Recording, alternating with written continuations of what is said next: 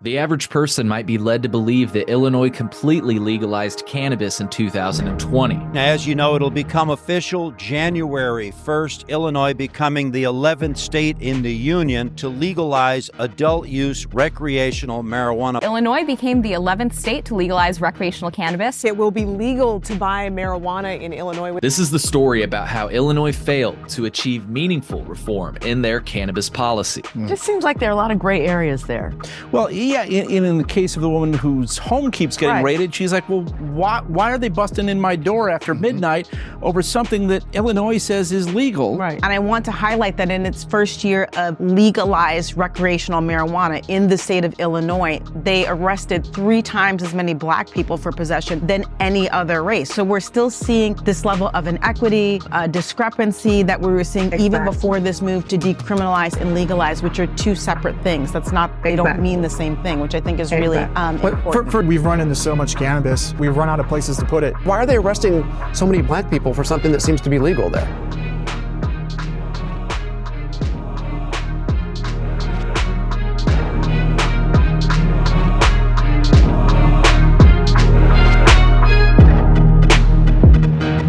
The promise to legalize. A pivotal issue emerged in the 2018 gubernatorial race in Illinois. Should recreational marijuana be legal in Illinois? Voters thought so. At the time, people in the state of Illinois were increasingly supportive of reforming the laws surrounding the legality of cannabis. It's consistent with what we've seen in other statewide polls as well, that at least 2/3 of Illinoisans support and think we should tax and regulate cannabis like we do alcohol. Bruce Rauner, the incumbent governor, made it clear that he opposed the idea of legalization. I do not support legalizing marijuana for recreational use. Wait, do I need to fix my hair or anything? Meanwhile, contender J.B. Pritzker made clear his outspoken support of legalization on the campaign trail. It's time for Illinois to end marijuana prohibition and enter the 21st century. For far too long, marijuana laws have led to discrimination and injustice. Once elected, Governor Pritzker reaffirmed his campaign promise during his inaugural address. I will work with the legislature to legalize, tax, and regulate the sale of recreational cannabis in Illinois. After the election of J.B. Pritzker, the excitement for cannabis legalization in Illinois officially began. A Pritzker win means a win for pot. The push to legalize marijuana in Illinois gets a huge boost as it's supported by the state's next governor. January 1st, what should we expect? The end of prohibition. This is a sea change in Illinois. So this will be the first time in almost 80-something years that cannabis won't be illegal anymore, at least at the state level. So we're the 11th state. The biggest thing that we need people to understand is that January 1, in terms of the criminal justice system here in this state, is the end of prohibition. Citizens quickly came to realize a sobering truth. There are limitations to legalization in Illinois, and unfortunately, exceeding those limitations still results in criminal penalties. This plan would make marijuana legal, but would not remove all of the consequences. Explain that for us. One example is that you still could lose your job if you fail a drug test testing positive for marijuana. Police could also arrest you if you had too much marijuana on you. It's crazy that in this state where we say, oh, weed is legal now, people can still get a mandatory minimum of 6 years for having too much cannabis. I don't know what that is. Cannabis has never killed anybody. So there should really be no limit on how much you can have. The only reason there is because companies like this feel threatened because that would legalize their competition. And now they have the police to enforce and eliminate that competition. So if we're gonna be the most socially equitable cannabis market in the country, we should probably stop putting people in jail, stop giving people felonies. If you grow over 5 plants, it's a felony. You have over 100 grams of weed, it's a felony. If you sell over 10 grams of weed, it's a felony. They need to actually repeal the criminal code around cannabis, not just make little exceptions to it for people that use a little bit. You could even get a ticket for smoking at home if there are people outside who can see you. You're on your back deck and your neighbor can look over and see you smoking your joint. Right. You're a criminal.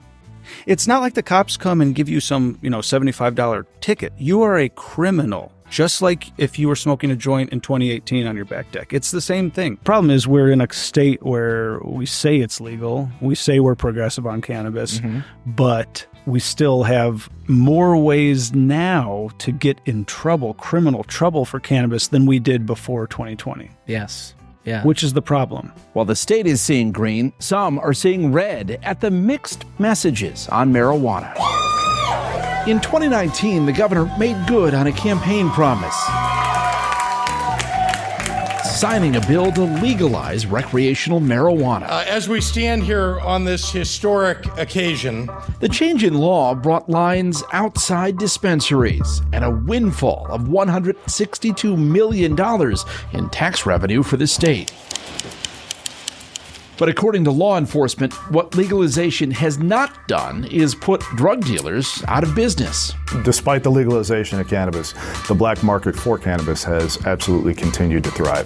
Police say it's a matter of simple economics. So they can sell it for quite a bit less than what they're selling at the dispensary, and they're putting more money in their pocket. We just keep running across it, so my numbers they're high.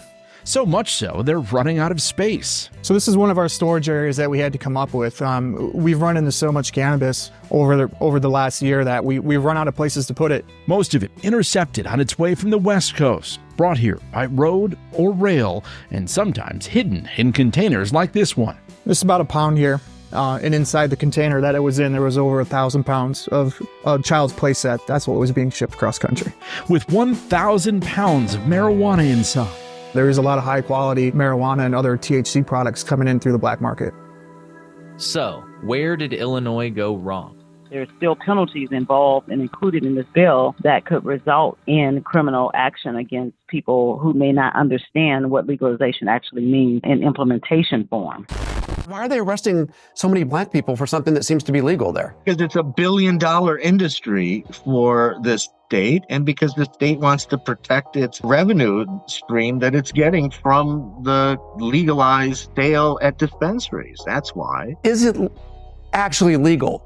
So there are still possession. If you read the statute, there were possession limits put in the statute. The program also includes regulation on possession limits. So people can still be arrested for a possession if they, go beyond the illegal amount. So things are legalized, but it's not legalized completely. I don't know that we need to continue to put limitations on possession as we move forward. But as of now, and based on statute, that would be illegal to have a certain level or possession amount. It's important to understand that small amounts of cannabis had been decriminalized by then Governor Bruce Rauner in 2016, almost 4 years prior to the new law taking effect. Under that system, possession of 10 grams or less of cannabis was punishable by a small civil fine between $100 and $200. According to legal professionals, under this old system, possession of a few grams more than the legal limit of 10 grams simply incurred a small civil fine. Under the new law, however, possession of a few grams over the legal limit, let's say 32 grams, is not punishable by a small civil fine, but a Class A misdemeanor and up to a year in jail. Right to jail, right away. There's something wrong. Make it a fine-only offense, I guess. I mean, if you want to make it I don't think you should make it an offense at all. Sure. But if you do want to make it an offense, do we really have no tools other than criminal law? Right. Give them a ticket. All of these criminal laws still exist. Mm-hmm. They're all still enforced. To fall back into the criminal law, the pre-existing criminal law that uses jail time and probation and high fines as a mechanism of enforcement, we're not being progressive. Yeah. We're saying we're progressive as a state on cannabis, but we're obviously not living up to that if our only tool for enforcement is criminal law. Before the Illinois legislature voted on a proposal to tax and regulate cannabis, State Representative Carol Ammons publicly voiced concerns about the legislation. She indicated that if Illinois were to pass this into law, that the state would fail to fully legalize cannabis. I think it's a step forward in the right direction, but it does not completely legalize marijuana in the state of Illinois. And so I was really concerned about that, and I wanted to make sure that the public understood that the bill itself still included points where criminalization could take place. I thought that when we pass legislative measures, we would legalize completely, which we have not done. And we've seen people continuously be charged with having too many plants in their basement. The reality is, if you say this thing is legal, if I can grow 6 broccoli plants and nobody come and arrest me for it, why can't I grow 6 marijuana plants in my backyard? Why would I be arrested for that?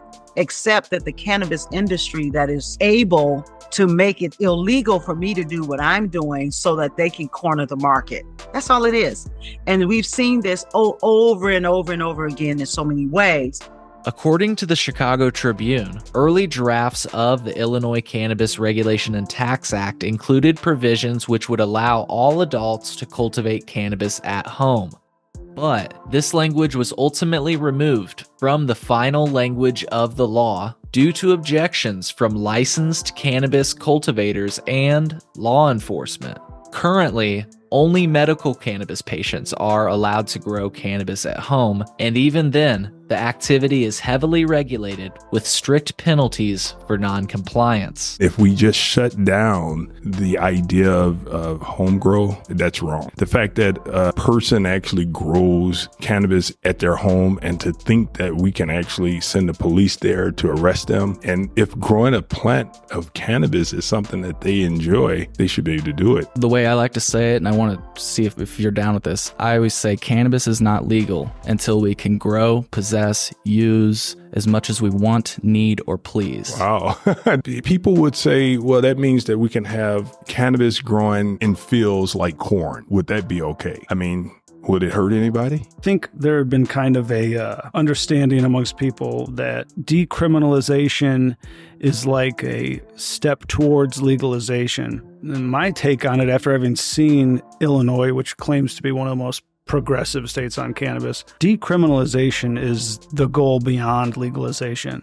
So what legalization did in Illinois is it did not repeal any cannabis law. That might be legalization, but it's not decriminalization because all of the crimes still exist. Pretty innocuous, innocent use or possession of cannabis. It has the exact same penalties and consequences as it did before legalization because maybe you have not stayed on the tightrope as much as you should. Even since the last time we talked, I've talked with prosecutors about this, and the attitude I've gotten is like, how hard is it just to obey our rules? Which has always been the case. How hard is it just not to smoke cannabis? Mm-hmm. How hard is it just not to possess it?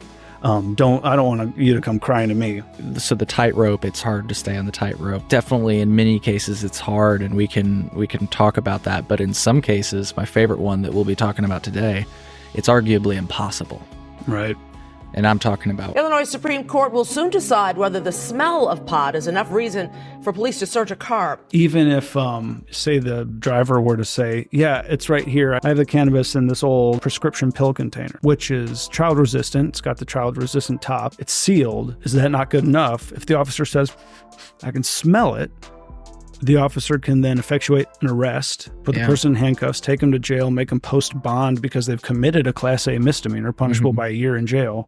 So the point of this whole rant that I'm going on is that we have a law in Illinois that says that you can possess and transport cannabis in a vehicle, but only if it can't be smelled. I think it's just a skeleton key for probable cause. It's just a probable cause generator for police. And before you accuse me of being conspiratorial or, being a whack job who thinks that this is all some dark magic to give police probable cause, I've seen it. I've represented people and taken their cases through the court system who got charged with more serious crimes only because the police said that they smelled cannabis. And not because the police said you have illegal cannabis. Right. Or not because you have too much cannabis.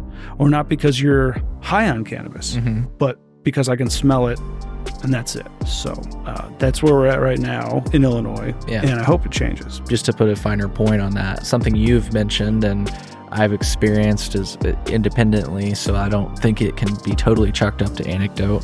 If you've purchased a product from a legal dispensary those containers are not odor-proof. Not even close.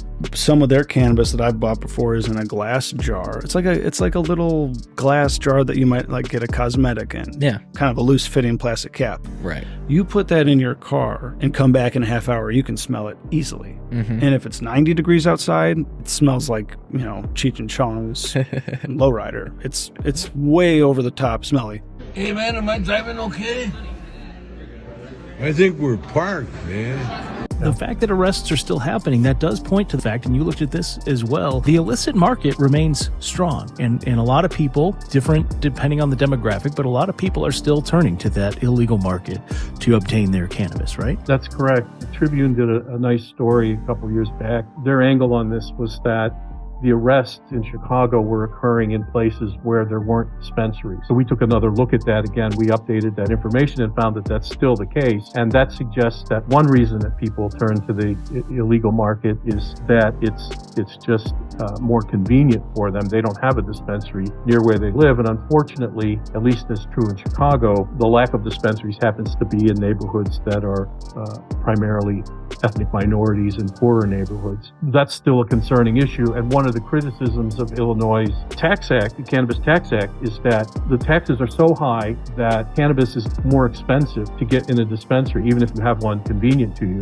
And so it's actually just cheaper to go and buy it from your local dealer who you may have been buying it from for years. And so we found that those are several of the reasons that people continue to buy illegally: convenience, price, and having a trusted dealer that they've used for a long time. Attorney goes, he understands that he can't be smoking and his cannabis flower shouldn't be open. And I was like, I'd like to say for the record that I was not smoking and my flower was not open. Listen to stories from people affected by the ongoing criminalization of cannabis in Illinois at colememo.com/isitlegal. I have been a staunch opposition to any cannabis legislative initiative that does not go back and fix the original problems. Legal experts tell me that the root of this issue is the primary enforcement mechanism for the legal cannabis system in Illinois, which is the Cannabis Control Act of 1978. So, in order to address the systemic problems caused by the criminalization of cannabis, we need to completely repeal this act. Until then, Illinois cannot claim to be addressing the harms of cannabis prohibition because they're still leaning on the same exact enforcement practices from that era. You might be wondering, is there any hope for meaningful reform in Illinois cannabis policy? I took the time to ask renowned legal experts, and here's what they had to say. What's the outlook on repealing the Cannabis Control Act of 1978? What's the outlook on making things like home grow legal and removing arcane ideas of possession limits? Bob, do you still feel like the chances are low because that's a competitor to their revenue stream? Big time. There's no way the General Assembly is going to fall. What about you, Attorney Bruno? Do you think meaningful reform, as you refer to it as, is seen as competition to the bottom line of the state and these operators? Of course, yeah. It would have been easier to do 10 years ago than it is now. Recreational cannabis has been legal in Illinois for more than 2 years, and yet thousands of residents are still waiting to get their records cleared. Advocates say a pot testing requirement has been slowing down the process. State Representative Carol Ammons says cannabis should not be a barrier to expungement if it's not a barrier to selling it. More than 2 years into legalization, people attempting to expunge their cannabis records were being prevented by a drug testing requirement, which stipulated that they couldn't get their records expunged unless they passed a drug test for cannabis. Fortunately, the legislation Representative Ammons referred to in the clip that you just heard was ultimately signed into law by Governor J.B. Pritzker, effectively addressing an issue that remained untouched from the original bill to tax and regulate cannabis. Let's take a moment to examine the foundation of the Cannabis Regulation and Tax Act. In hindsight, a lot of states got it wrong on licensing because their programs ended up with the unintended consequence of a consolidated marketplace where only a few profit. And those communities that have been hurt are on the outside looking in. To start, for those who want to get a license, we're creating a designation for social equity applicants. Our approach makes Illinois the first state in the nation to place status as a social equity applicant into the core scoring system for applications. In 2021, Illinois used a points-based evaluation for its recreational cannabis licenses. It allocated a limited number of licenses per region. Chicago had 47. The first step to securing a license was getting into the lottery. The number of points earned on an application determined eligibility. Categories had defined values. Social equity was worth 50 points, knowledge and experience, 30. And there were 5 points for U.S. veteran status. The maximum number of points you could earn was 250. From the governor, an admission. This first round of application scoring has been far from perfect. The story of cannabis licensing in Illinois is extensive, well-documented, and filled with conflict and conspiracy. Because of this, I can't skip over this part of the story entirely, but I will be candid in saying that I'll just be scratching the surface because it can be easy to get into the mud on this particular part of the story.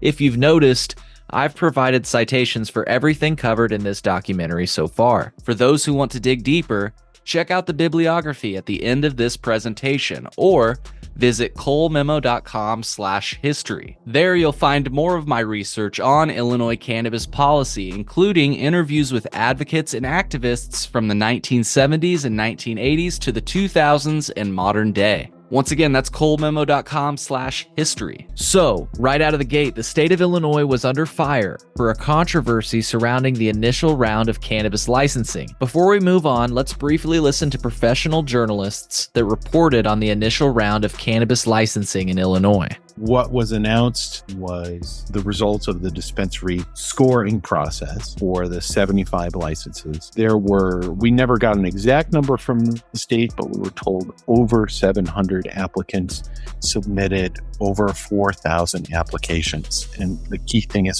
that you could submit multiple applications. You could submit an application for every one of the 75 licenses if you chose. Some places actually did that. Most applicants submitted multiple applications. The big surprise is that out of 700 applications, only 21 were accepted to go to the tiebreaker round, which is going to be a lottery conducted by the Illinois Lottery. And that was a shocker because of those 21 applicants, many are very well-connected, hyper-financed organizations. And it does not fall into the spirit of the process that was created by the Illinois State Legislature, which meant to give a great deal of weight to social equity applicants. In fact, it does seem that the license process favored in many ways veterans because of the way the scoring process worked. And so that was, a big shocker for a lot of people. There's a lot of dismayed and angry people with the process. They feel like they didn't get their fair share or their fair shake. And looking at applications and the information that I was provided by applicants, as well as the score sheets, it does seem that there were a significant number of errors in the scoring process. It does seem that there is some merit to concerns that the scoring process was faulty. Like all of the world's big accounting firms, KPMG does more than sell tax advice to the rich. It also advises and sells audit services to businesses and to governments. KPMG, an international consulting firm, was responsible for grading the cannabis applications for the state of Illinois. KPMG is no stranger to controversy. And in 2005, Everson, together with the U.S. Attorney General, made it official. We simply can't tolerate flagrant abuse of the law and of professional standards by tax professionals, particularly those associated with so-called blue-chip firms like KPMG. 8 former KPMG executives were charged. 3 were eventually convicted. And the company would pay nearly $500 million in fines after admitting what it did was fraud.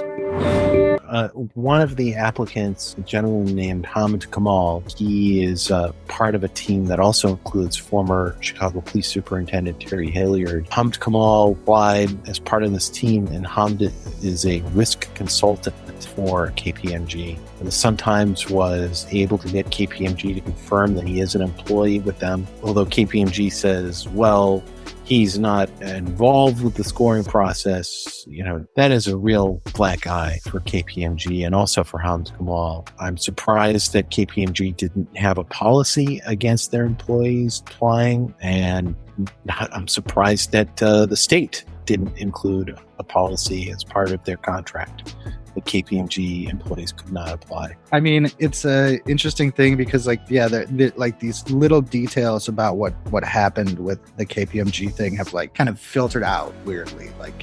The flash drive thing, that they couldn't get the applications off the flash drives. The explanation was they couldn't send people to get the flash drives initially because there was a travel ban. That was part of what the explanation was. But it seemed like the issue with the flash drive was kind of deeper than that they couldn't extract the actual data off of the flash. Yeah. And then KPMG had to send a tech guru or something to the Geek Squad to come fix it or something. Yeah, really is a fascinating story. I think the last thing that I wrote, KPMG's contracts for with the ag department and the IDFPR, which were no bid contracts, have jumped in value to around $14 million now. But this subcontractor who did all this initial work only got $700,000. And this subcontractor is this company, I think it's called Indelible Solutions. And they briefly trained some workers, and then the workers had this daunting task of sifting through these really complicated applications that included tons of documentation. Again, that was just high-level coverage of that entire situation. The state of Illinois was asked about this situation. Here's how they responded. Was it a mistake to allow the same company to buy multiple applications at once? Yeah, the first change that we have to fix is the amount of applications you can put in at one time. Because of what we've seen and the fact that there's only 21 entities in this thing, and that we were all shocked by the few number of entities, even though they represent a large group of applications, we knew that there was going to be a lot of disappointment because there were only 75 licenses we were giving. So when you have an application pool that's 4,518 applications for 75 licenses, I think everybody going in knew that there was a much stronger chance that they weren't going to get the license than that they would. Those investors with deep pockets know that one immutable truth, I suppose, is that cash is king, and that if they could sort of stack the odds in their favor, of course, why not? If you have that disposable income or that available capital. When the average person looks at how cannabis licensing works in Illinois and compares it to how we license other legal businesses, they naturally arrive at this question. Why set a cap on the number of applications at all? There was an article in Crane's Chicago Business that raises this point and says a better approach would be to remove the cap on licenses while adopting a set of reasonable licensing standards meant to ensure the solvency and integrity of the industry. Anybody who meets those standards should get a license. That was the argument in Crane's. I suppose to ask the question a different way, if there's this much interest, this many business owners, entrepreneurs who want in on the market, they think they can do it, why keep them out? The most important thing in all of this, which is protect market share. The state of Illinois has paired the idea of social equity with the concept of market share. Right, but market share for who? And if you're talking about you want to have it broadly spread among a diverse group of operators, the way to do that would be to open up licensing completely so that anyone could get one. You would just want to limit how much market share any one person or entity can have, right? So no one person can dominate too much of the market. You can still have people who are bigger than other people. Some people will fail. That's one of the problems with how Illinois set it up is they seem to almost want to guarantee that no one will fail. That if you got a license, you were guaranteed generational wealth, which are the words they used, and that's just a bad promise to make because in any kind of market, even in one as tightly regulated as this and as limited as this, there are going to be people who go out of business. So the social equity is to repair the harms of the war on drugs. But in Illinois, we still have harms of the war on drugs because cannabis is still largely criminalized. So if you limit the licenses and you've given out all the licenses you can give out, but you're still arresting people for cannabis and putting them in jail, how are you going to make the rights for those wrongs? It just doesn't make sense. Do we pick out another batch of golden ticket winners to offset the damage we've done and continue to do?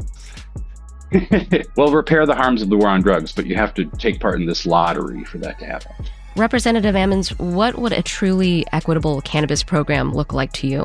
I think we would start by fulfilling the promise that was made when you passed legalization in the first place. I think a truly equitable program has to remove all criminal penalties in relationship to the legal substance that you are allowing to be sold and taxed in your state. And so for you to do anything less than that creates the disenfranchisement of certain people in the process, and it certainly does not lend to a truly equitable, social equitable program that we sold to the people of Illinois. I feel social equity, it includes giving people licenses and the support they need because they've been disadvantaged by the war on drugs, right? What better way to address social equity than ending the war on drugs? Oh my goodness. From my perspective, it seems like from the licensee's perspective, they see further decriminalization as competition to their market share. How do we address that? The problem with that is the people with the money, the majority owners in this space, they did just a little to push for a little decrim so that they could make a lot of money. We need them to be on board with full decriminalization. But remember, we tried in Illinois, people all over the country have tried to do decrim of cannabis for years. Yeah. Even the small amounts that we got in the Cannabis Act in Illinois, I tried to do that when I first got in probably 2007. It didn't make sense to anyone then until the money people came and said, you know what, why don't we get some people on our side? And who do we get on our side? People that have criminal records. And we're going to use that as a opportunity to get people to say, yes, I want to pass this bill because they're going to decrim and they're going to expunge records. While all along, they know that they're about to make billions of dollars. So what we need to do is get those billionaires and multimillionaires that's making money off of cannabis to join the effort for full decrim. You know, I get flack sometimes because I have pointed out that they've lobbied against homegrown in the past, and some people are like, well, they didn't all lobby against homegrown. I'm like, well, they didn't. They certainly aren't at the front of the crowd saying, let's do it. So that's a problem. They should be ahead of everybody else. That's right. And they have the money and the resources and the knowledge about this, and they should help decrim across the country. You know, the fact that these big cannabis companies that operate like these MSOs, the fact that limited licensing is their preferred market to operate in should maybe suggest that limited licensing isn't the way to go if you want to have a broadly prosperous, like accessible market. Limited licensing and social equity are kind of mutually exclusive in that regard. They can't really exist in the same place. I love Venn diagrams. It's just something about those three circles and the analysis about where there is the intersection, right? Yeah, I see people that you agree with me, right? Social equity is not a guarantor of success. What social equity is, it's the opportunity to fail like everyone else and not to be kept out of a business opportunity because of socioeconomic or criminal history, et cetera, et cetera. It's a chance to stand up and fail just like everyone else. Or they would say, hey, social equity applicant, here's your store. We've already built it. Here's the money to run it. Have a great fucking day. This limited approach is preferred by the originally established licensees because the answer to how to keep profits and prevent competition in the market is limited licenses. Limited licenses and limited license markets. Why go play in a knife fight when it's easier to go sit at the beach? In other words, they'll use the law to give themselves monopoly. There are a lot of questions left unanswered, but there's one thing we know for sure. Something stinks, and it's not the marijuana. This process is so overtly corrupt, so indefensible, it would make Rod Blagojevich blush. Now take Curaleaf and Green Thumb Industries, two of the biggest cannabis corporations. Now here's what they're telling investors. Curaleaf says that it, quote, maintains an operational footprint of primarily limited licensed states with natural high barriers to entry and limited market participants, end quote. Now that's an annoying corporate speak way of saying they want monopoly power. Green Thumb Industries says it is seeking to operate in, quote, limited supply markets, end quote. I'd say slightly shorter, but equally annoying way of saying the same thing. It was one of the very unique components of the Illinois bill is we're gonna have the first limited license adult use program in the country. And it was built on the back of the medical program. And the medical program really did change the way that cannabis was done in the US, right? Illinois created Generation 2, which is highly regulated, compliance focused, and limited licenses. And so they kept that common thread. The supply side on your side for now. Yeah, again, important. We're the backbone of the current regulated medical program. It's good to, still focus on that as you develop the adult use. I know that there are people who write about this, that there are other states that have opened up the number of licenses to hundreds and hundreds of licensees, and they have more dispensaries open than we do. But the reality is that we've limited the number of licensees in part because we wanted to make sure that the social equity licensees had a fair shot in the industry and they weren't just edged out to the very end. A few moments later. More than $2 billion in cannabis sales in 2 years. Legalized pot is a lucrative cash business here in Illinois, to say the least, as the state rakes in hundreds of millions in tax dollars and the same medical marijuana business owners get richer. But I just want my shot. All while the people Illinois promised to prioritize in its equity-focused legalization plan, people like Frank Cowan There's no minority representation. Are still stuck watching from the sidelines. Not one new license holder has opened up shop here because of state delays and lawsuits over how the state handled licensing.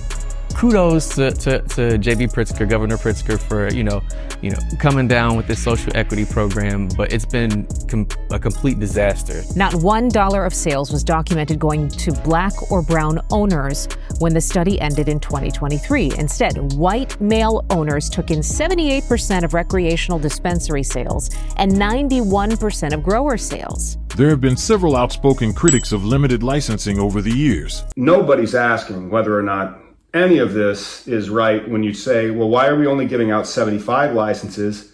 There's 900 people that want a license. Why aren't we giving, there's 575 frickin' Starbucks in this country, this state, and that's just a Starbucks. It's not like all coffee shops are Starbucks.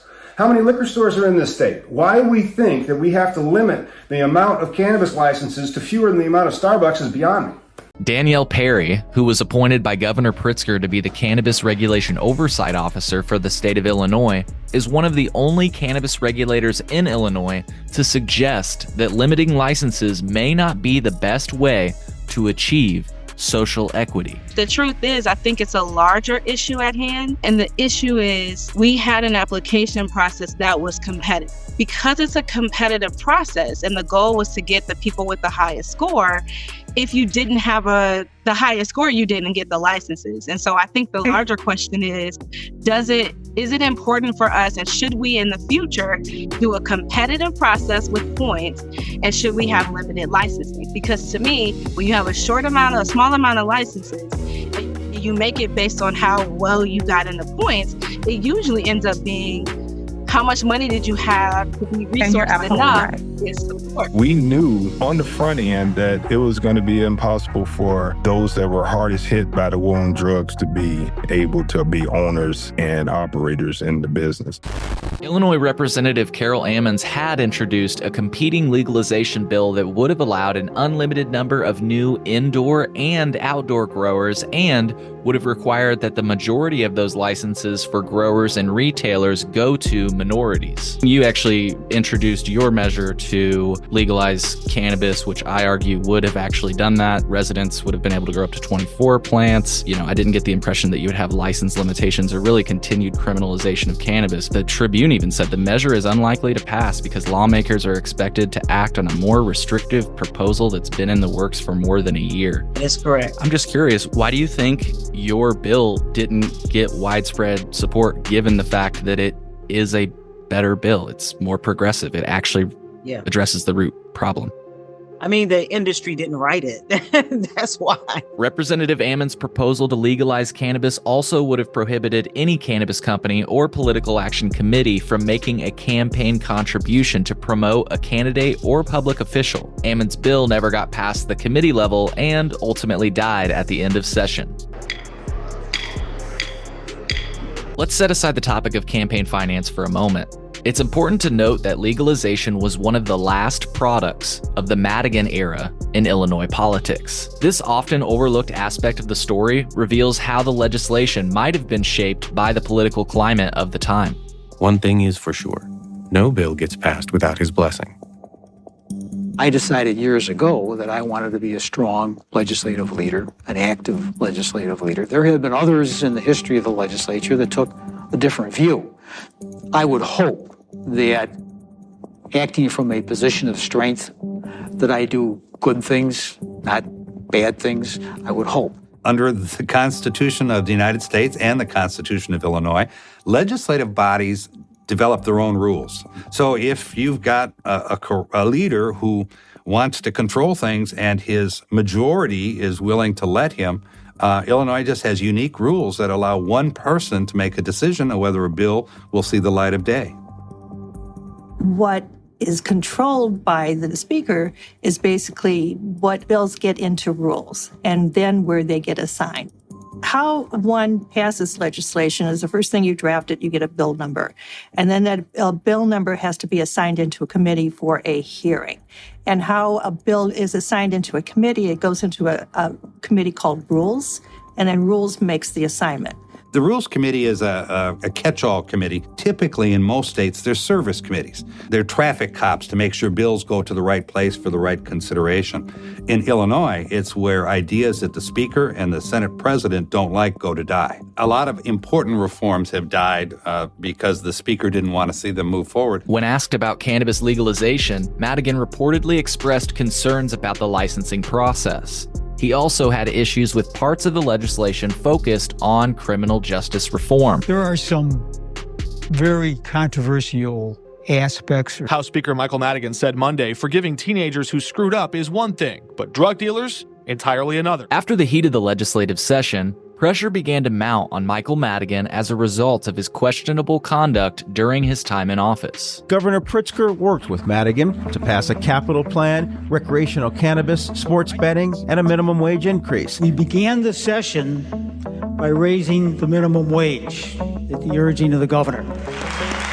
Despite the wins, the governor seemed to grow impatient with Madigan, calling on him to answer questions about ComEd, and then ultimately asking him to hand off his chairmanship. During the fall, associates of Madigan were charged with multiple counts of bribery. It became a flashpoint. A growing number of Madigan's caucus announced they would no longer support him as Speaker. An astonishing development. It seemed like the beginning of the end. We're not planning to retire. You have no plans at all. You're going to be there forever. Prosecutors have indicted former Illinois House Speaker Mike Madigan. He's charged with racketeering conspiracy and bribery relating to a years-long scheme involving Illinois' largest electric utility. ComEd previously admitted to hiring Madigan cronies and confidants, giving them jobs and lucrative contracts to curry favor with Madigan for his support on legislation. But it doesn't end there. Prosecutors accuse Madigan of essentially running a criminal enterprise that existed to enhance his political power and financial well-being. Long known as the Velvet Hammer while ruling the Illinois House, then Speaker Mike Madigan was nailed with a new nickname in 2020. A high-level state of Illinois elected official identified as Public Official A. While much of the world was focused on stopping the spread of coronavirus, U.S. Attorney John Lausch told reporters he was on his own mission, rooting out corruption in Illinois. Lock up Madigan. Well, not him. In 2 words, it's not good. In July 2020, a shocking admission. Utility giant ComEd agreed to pay $200 million and admitted to orchestrating a years-long bribery scheme involving contracts and payments to Madigan allies. The man himself wasn't named or charged with any wrongdoing, but documents spelled it out clearly. Public Official A is the Speaker of the Illinois House of Representatives. Public Official A controlled what measures were called for a vote in the Illinois House of Representatives and also exerted substantial influence over fellow lawmakers concerning legislation affecting ComEd. Madigan's closest confidant, who became a ComEd lobbyist, Michael McLean, is facing charges related to the scheme. McLean is accused of directing ComEd's top officials to hire dozens of people. In each message, McLean made clear the calls were coming from above, someone simply referred to as our friend. Green Thumb Industries, a Chicago-based marijuana cultivator and dispenser that also goes by GTI, reportedly hired Michael McLean as a consultant and lobbyist. As you just saw, McLean has been charged in an unrelated bribery conspiracy involving ComEd and Michael Madigan. GTI also engaged other lobbyists and consultants with close ties to Madigan, raising further concerns about the company's political dealings. Former Madigan aide Heather Weir-Vaught seems to run the Government Solutions Group, which includes Jay Curtis, who served as the Director of Legislative Affairs for Governor Patrick Quinn. Governor Quinn signed the Illinois Compassionate Use of Medical Cannabis program into law in 2013. According to his LinkedIn page, which I checked in September of 2024, Chad Hoosier joined the Government Solutions Group in 2022. Before then, he worked in political outreach in J.B. Pritzker's campaign for governor, and he was ultimately appointed as deputy to the senior advisor for Governor J.B. Pritzker. According to a 2021 report by the Chicago Tribune, GTI was under federal investigation for potential pay-to-play violations during its pursuit of cannabis licenses. The investigation reportedly focused on campaign donations and other efforts GTI made to secure cultivation and retail licenses in Illinois and several other states. The report by the Chicago Tribune also mentioned a lawsuit filed by a former business associate of GTI, who claimed that the founder and CEO of GTI, Ben Kovler, bragged about his political connections, stating that his relationships with influential business people and politicians in Illinois would make them a shoo-in for any licenses that they would need. Kovler has reportedly denied these accusations. According to the report, no charges had been filed, and a GTI spokeswoman reportedly stated that the company was unaware of any investigation. Now that we've discussed how the political climate in Illinois may have shaped the outcome of cannabis legalization, let's examine a factor that most certainly influenced the end result: campaign finance. Why do you think you're alone in supporting meaningful reform? Let's see, why am I alone? And me and Mary Flowers are two of the only ones who voted against it. Some of my colleagues regret it to this day and have shared with me personally that they regret voting for the original bill. You know, we're alone because just like any other commodity in a capitalist system, unless you deal with campaign finance, you're going to be alone. In the past, the law expressly prohibited cannabis license holders or their political action committees from contributing to political candidates to prevent the appearance of unfair influence. That provision of the law was challenged and overturned by a federal judge in 2017. According to a review by the Chicago Tribune, cannabis companies, their executives, and lobbyists could be linked to more than $630,000 in political giving between January of 2017 and 2019. The Tribune found that more than $120,000 went to campaign and political funds tied to just one legislator, State Senator Don Harmon of Oak Park. The Tribune found that PharmaCann's executives, their relatives, and lobbyists can be linked to more than $82,000 in political contributions, including some $51,000 to Harmon and his organizations. Joby Pritzker, the second cousin of Governor J.B. Pritzker, is a board member of the Marijuana Policy Project. That organization was credited by sponsors of the Illinois legislation as having helped write the bill. According to the Tribune, the group was among those to contribute to the campaign of State Representative Kelly Cassidy of Chicago, a co-sponsor who reportedly collected $13,000 in contributions. In addition to that, so after that law, when it was passed, it was reported that Cassidy's spouse, Candace Gingrich, had gotten a job with Revolution in Florida as part of Revolution's Florida expansion operations. So she's denied there's a conflict of interest from the company's statements. She's just doing Florida stuff. Also among the leading recipients of contributions from the state's marijuana industry was State Representative Bob Morgan. At the time, the Tribune found that Representative Bob Morgan accepted more than $25,000 in contributions. Bob Morgan, he ran the medical program, and then after doing the medical program, he started to go into cannabis law. In between being a regulator and being a legislator, he represented some of the biggest cannabis firms in Illinois, GTI and Cresco and PharmaCann. And then he ran for office and he said, I don't do cannabis law in Illinois anymore. I don't do Illinois cannabis. From what I understand, he was still representing a cultivator in Michigan. So, he's still operating in the space. He's working in a completely ancillary business where he is not working for the company. He is, contracted by a company to do legal work. Based on my review of the campaign finance data that is available on illinoissunshine.org, since the Tribune's review in 2019, cannabis companies and their political action committees have donated at least $248,000 to politicians in Illinois, with around $175,000 of those dollars going to one Senator Don Harmon, and around $70,000 of those dollars going to Representative Chris Welch. According to the Chicago Tribune, that number undoubtedly would soar if more information were made available to the public. Illinois state law prevents the public from seeing records that could show whether pot businesses have questionable funding sources or ties to unsavory people. According to the Chicago Tribune, that's proven problematic in another state-regulated industry,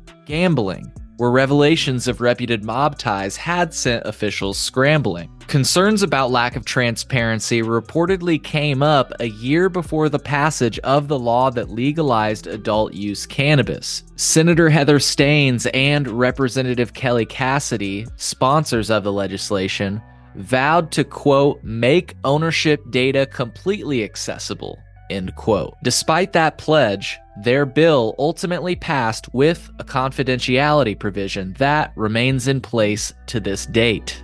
You know, there's a lot of information about the regulation, enforcement, cannabis industry that's kind of under lock and key, protected by confidentiality. When we think about legalization of marijuana, the money that was spent to advocate to pass it, we probably could have eliminated homelessness in Illinois. Also, many of the direct cannabis regulators are involved in some way in the industry. We have the director of the Division of Professional Regulation, Jay Stewart. Director? You? Jay Stewart, who is like the director of the whole IDFPR from 2011 to 2016. He's now working with this company, Green Renaissance, Illinois. They have deep ties to state government. Degnan is a Cook County commissioner. She ran the medical program for a time too. She's part of a different applicant group called Americana Dream. Her deputy, Tara Meyer, is also linked to that company. A guy named Joe Wright earned the nickname the Cannabis King while he was running the medical program. He's got a consultancy based in Chicago, and he's also got this company called New Sierra that is out of Canada that does like cannabis oil. The most recent dude is a guy named Jeff Cox, who was running Bureau of Medicinal Plants in the Department of Agriculture up until last summer. And he jumped out and he started working for a consultancy called NMI Management Group that's led by two guys named Leonard Mailer and David Flood. For, I think, a lot of people who are like familiar with like cannabis stuff in Illinois, there's certain names that like stick out. Mailer and Flood seem to be much more low key, but they're tied to the Consume Cannabis dispensaries and Progressive Treatment Solutions. Flood was also principal officer of like the Business Association. It used to be the Medical Association. Now it's a different name. Records also show, but it doesn't appear from filings now, but George Archos, who is the head of Verano, which is one of the three biggest pot companies in the country. Archos was around when they founded this group. So a guy who doled out licenses to these people up until recently turns around and joins the group. Would be an issue if he were working directly in the state of Illinois. It'd be an issue with the revolving door law, but he appears to be kind of like circumventing that by working in other states. So also Senator Van Pelt. Somebody say marijuana millionaires. Marijuana millionaires. State Senator Patricia Van Pelt says she knows a secret to make you rich. But first, you have to pay her a non-refundable fee of $100 to attend one of her seminars. Van Pelt also boasts online about attending private meetings with Governor Pritzker and lead negotiators who are working now to legalize recreational cannabis in Illinois.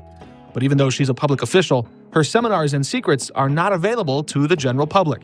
Van Pelt refused to answer questions about her scheme on camera, but did acknowledge she is selling ownership stake in her newly formed, privately held company, Wakana. And she said she hopes all Black-owned companies, including hers, win a state license to sell marijuana. I'm riding away with with the rich. Somebody say, I'm riding the wave with the rich. And then you have Toy Hutchinson was named as Pritzker's key advisor on cannabis, right? And when she was named, she was referred to as the cannabis czar. And then it was like, oh, well, no, she's not the cannabis czar. Toy Hutchinson was originally supposed to be named to that position, but there is another Illinois law that says you can't take a position that you voted on as a legislator. Oh. So she voted on that as a legislator, and so they couldn't appoint her to it. So the governor had to create a whole separate position. So she is actually working in the governor's office as the senior advisor for cannabis issues. And then they named Danielle Perry the Cannabis Regulation Oversight Officer. And then they started calling her the cannabis czar. And they were serving at the same time.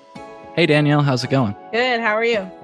Obviously, Toy has left or is leaving. I'm not sure where she's at right now, but she's going to the Marijuana Policy Project, which was is a key lobbying firm that helped write the legalization law in Illinois. I mean, I know intimately how this game is played, and whoever pays plays.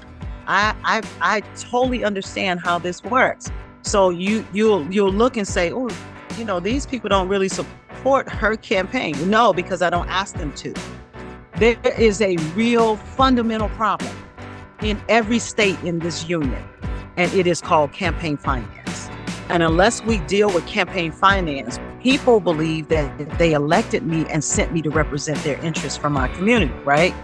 But in many, many cases, the people who are in Springfield are lobbyists, and they represent the interests of the cannabis industry, right? So there's no real effort to stop charging people, period, and arresting them, to allow people to have the freedom of expression when it comes to a plant. This is a plant, and they should have freedom of expression. If they want to grow it, they should be able to do that.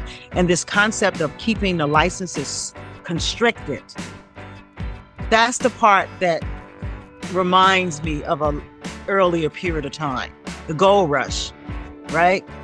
The Homestead Act, right?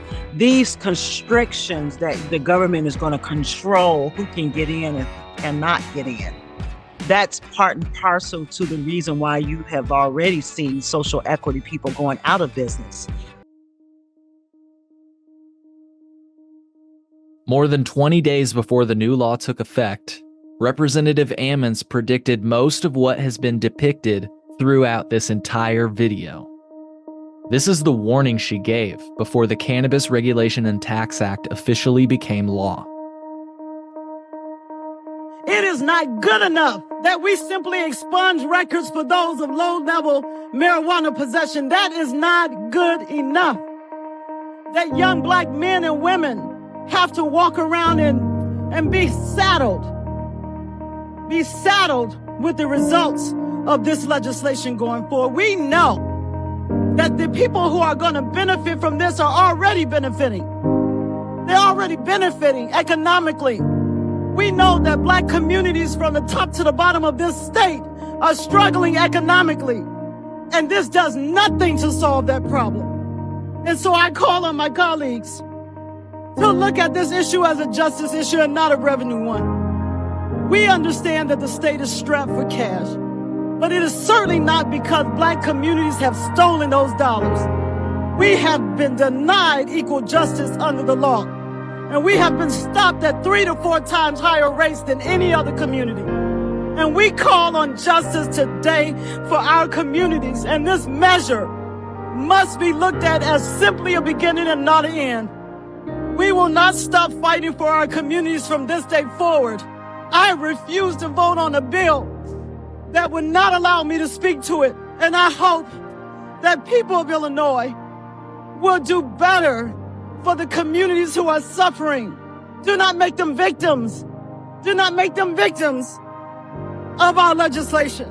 I want to acknowledge the profound need for justice for us, the untold suffering and evils that our people have suffered in this country, from slavery to emancipation, to post-Jim Crow era, to drug laws, and to the drug war. We have suffered, and we demand better from this institution.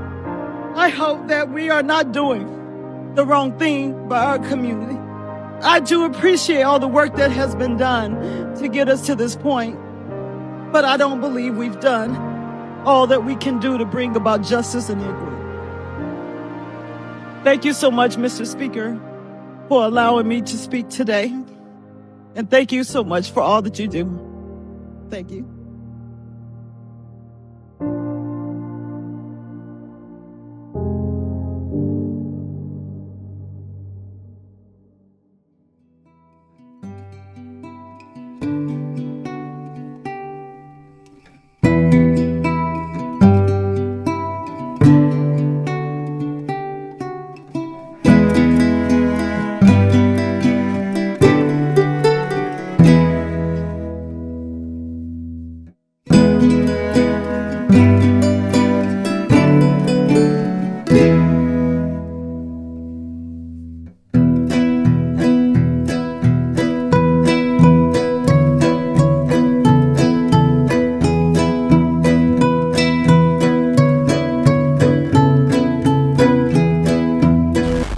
I'm a cannabis industry billionaire. And you know what? Things are going pretty goddamn well for me. I've established a firm regulatory foothold within several nascent cannabis markets across these United States. I've worked to ensure that nobody even has a chance to compete with me. You might be asking yourself, how did I do this? The answer is simple. Cash money, bitch. No, seriously, me and my VC bros Chad, Brad, and Thad poured at least $600K into lobbying in one state alone. I say at least because, of course, we weren't forthright with all of our political giving. Oh! This is a venture capitalist knee. You see that fucking knee? Fucking do it the other way, too. Transparency simply isn't the goal. The goal is complete domination. Yeah, me and my buddies Kirk, Aiden, and McKinley are starting a rock band. We're calling it Regulatory Capture. I'm quickly becoming the king of cannabis. The next industry that I plan to colonize is the psychedelic industry. I'm relatively bullish about quarter 2, but quarter 3, let me tell you, it's looking beautiful. Yeah, we should celebrate. You want some? What is that? Weed? I don't smoke, but I'll try. Check out my work at thecolememo.com. I interview drug policy experts, licensed cannabis operators, prostitutes, people in the cocaine industry, and more.